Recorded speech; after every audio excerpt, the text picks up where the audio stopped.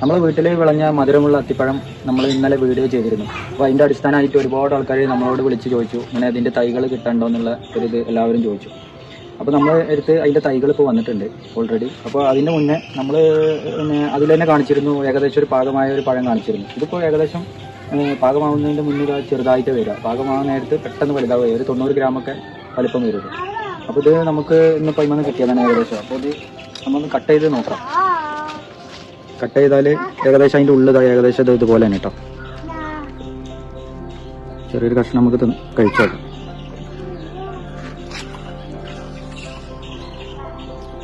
അപ്പോൾ നല്ല മധുരമുള്ളത് പറഞ്ഞു കഴിഞ്ഞാൽ നല്ല മധുരമുള്ള അത്തിപ്പഴമാണിത്.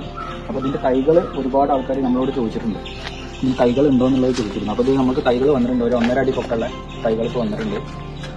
അപ്പോൾ ഈ തൈ ഏകദേശം ഇപ്പോൾ നമ്മളൊരു 200 രൂപ ആയിട്ടാണ് ഇപ്പോൾ നമ്മൾ ഈ തൈ കൊടുക്കുന്നത്. ഇതിപ്പോൾ കൊറിയ സാറ്